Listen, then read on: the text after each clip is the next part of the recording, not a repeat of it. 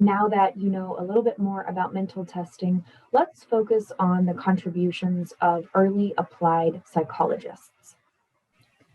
As one of the earliest psychologists, Hugo Münsterberg had a big impact on applied psychology and some of the other subfields of psychology. In 1885, he earned his PhD from the University of Leipzig after studying with Wilhelm Wundt for several years. Several years after graduation, he was invited by William James to come to Harvard University, where he became the chair of the psychology department. He did this in 1892, the same year that the APA was founded. He learned to speak English very quickly and soon became a favorite among the students. Part of his responsibilities as chair of the department was to supervise dissertations. One of his students was Mary Calkins, who we learned about earlier in the semester. Keep in mind, because he had studied with Wundt, he brought many of those ideas with him to the United States, to Harvard University. He taught these ideas to his students. One of the reasons that Calkins liked Münsterberg was because he focused on experimental psychology. In 1898, he was elected APA president, like many of the greatest contributors to the field. One of the reasons Münsterberg is so famous in applied psychology is because he spent a lot of time writing about it. In 1913, he published one of the first applied psychology textbooks, Psychology and Industrial Efficiency. He believed strongly that psychology could be used to select the best employees and to train them to improve their performance on the job. Some of his early selection tests were simulations. He would ask job applicants to replicate the work, the actual job, in front of him in order to assess whether or not they could do the job. Sounds simple, sounds obvious, right? Show me you can do the job before I hire you. But at the time, this was revolutionary, using some type of test to pick employees, to pick applicants. He also studied the effects of monotony and fatigue on job performance. This was popular for a lot of applied psychologists. The earliest topics of interest were things like repetitive work and fatigue, mostly because so many people were working in manufacturing organizations where the work that they did was repetitive. They did the same thing over and over again, and where they were treated like machines, not like people. Here is part of the table of contents from his textbook. As you can see, he covered a lot of applied psychology topics as early as 1913. Several of the chapters are devoted to his experiments. He worked with telephone manufacturing employees and employees on the railroads. He also covered things like training, attention, and job satisfaction.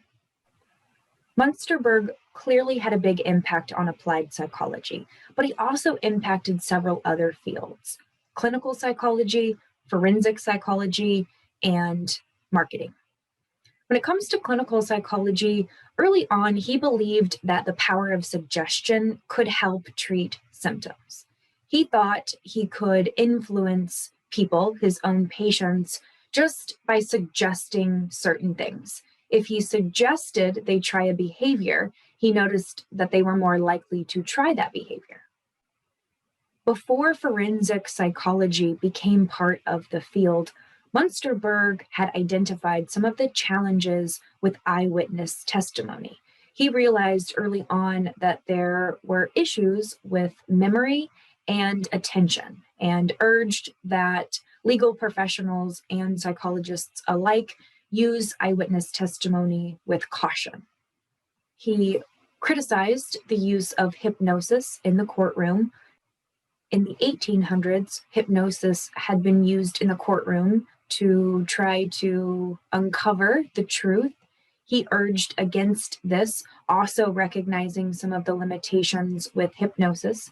He had studied the power of suggestion, which is how hypnosis works, and recognized that the process could be used for more harm than good in the courtroom. Some of the principles of marketing that we rely on today are based on Münsterberg's early observations. He studied whether magazines should place ads next to one another or on different pages throughout the magazine, and found that the ads are more effective. People tend to buy the products more often when the ads are placed throughout the magazine as opposed to the very end in blocks. He also studied whether the size of the ad had an impact on people's memory of the products.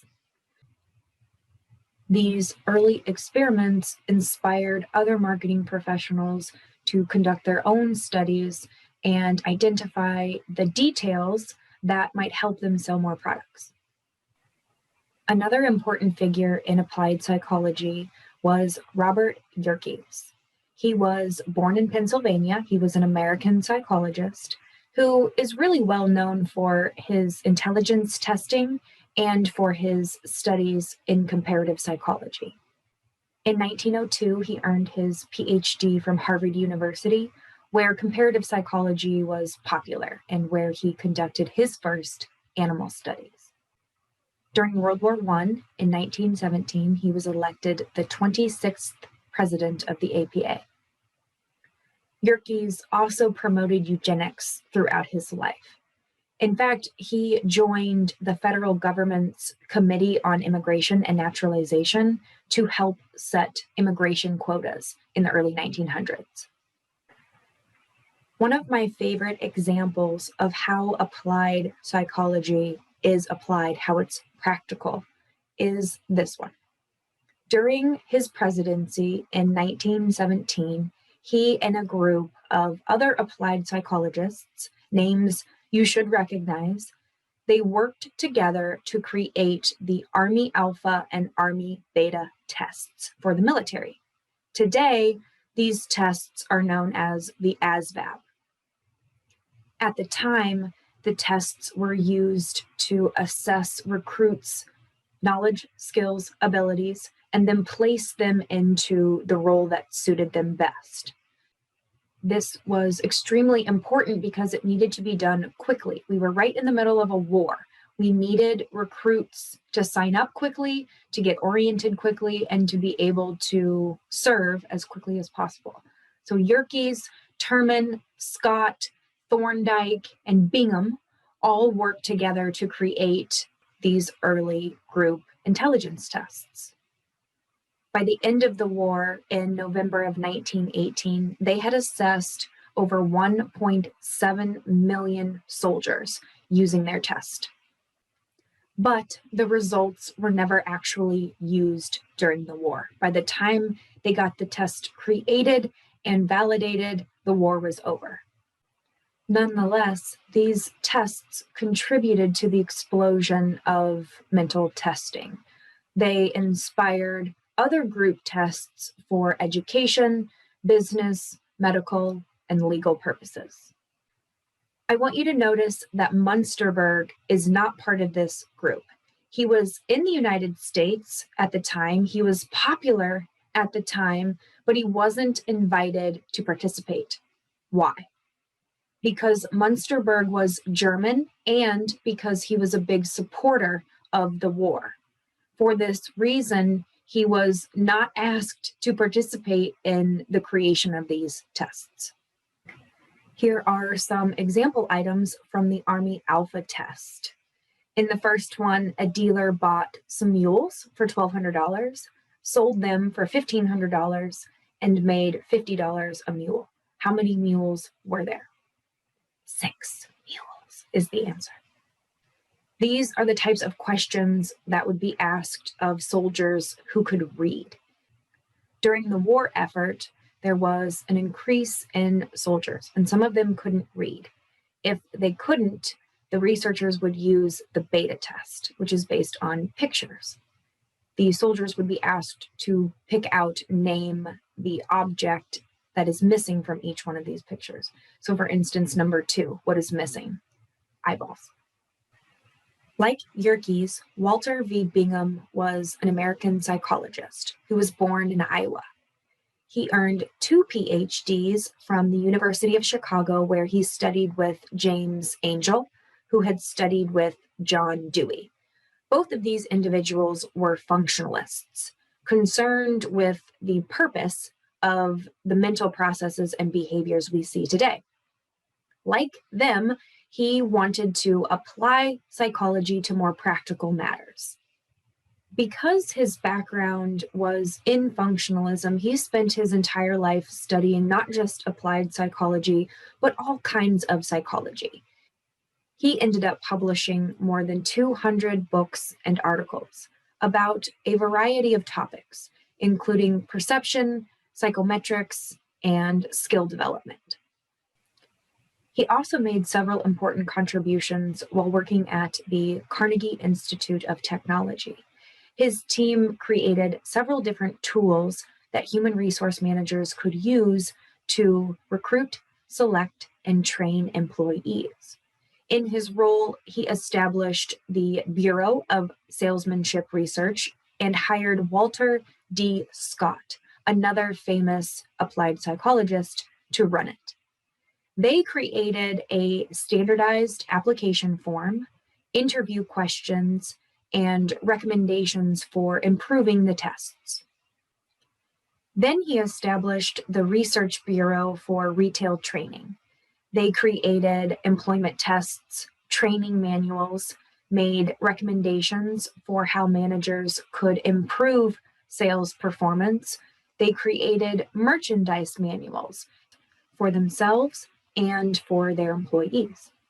All of these things were brand new to the business world in the early 1900s, and we're still perfecting these tools today. He also worked with the US military during both World Wars.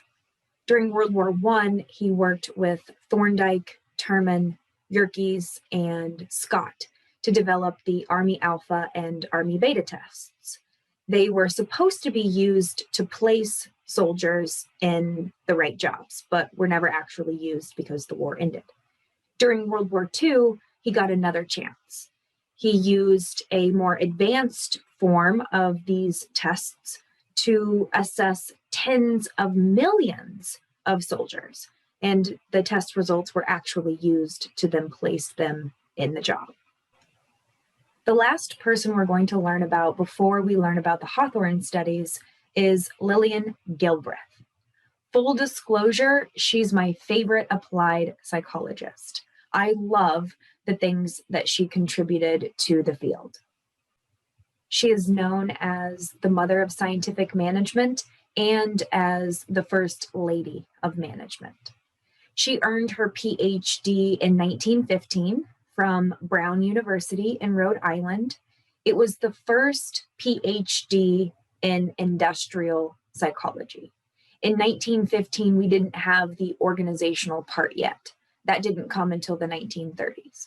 So initially, IO psychology was just I psychology, just industrial psychology. By the time Lillian died in 1972, she had 16 honorary doctorates. I don't normally talk about psychologists' families unless it's relevant to their history, their biography. In Lillian's case, her family life was very important to her work life. She was married to Frank Gilbreth, who was an engineer by training. Together, they had 12 children, shown here, and all of their children were exceptionally smart. They tested out many of their inventions on their children before they took them to the masses. Lillian and Frank are famous for their time and motion studies. They studied physical movements and the time it takes to do those movements in order to increase efficiency and increase productivity.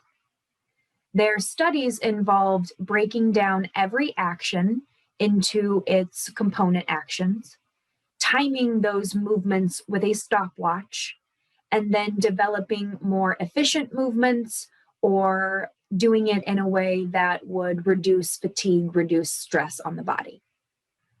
Because Lillian had 12 children at home, she was interested in figuring out how to design the home space to better suit the needs of parents. She ended up applying their time and motion studies to the kitchen and redesigning the layout to look like the one you see here in the image. In fact, many of you have a kitchen that is set up in this traditional triangle format.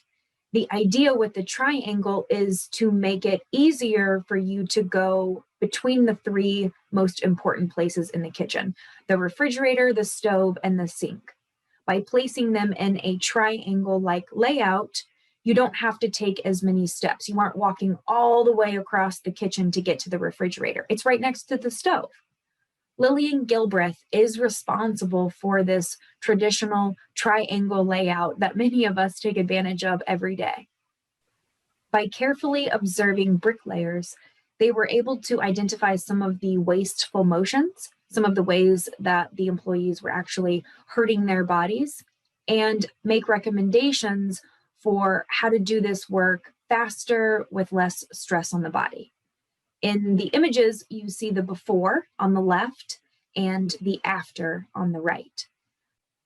In the image on the right, you see the results of the Gilbreth's study, the new design of a bricklayer's workspace. Instead of bending over to pick up each brick, now the bricks are at waist level, which makes it easier for them to grab and stack. While she was in graduate school, Lillian began to write. And in the 1910s and 1920s, she published several books and articles about ergonomics, about the design of the workspace. You can click on these links to see the actual PDF of her publications. You can see she covered things like fatigue, motion. The process charts are interesting. I highly recommend you check those out. As a result of their time and motion studies and the results they were able to achieve and her publications, she became a pioneer in the field of ergonomics, which combines psychology and engineering. The goal of an engineering psychologist is to create products that increase efficiency and productivity. The way that your cell phone is designed is meant specifically for you, the human. It is designed for your hands, your fingertips, your eyeballs, your perception.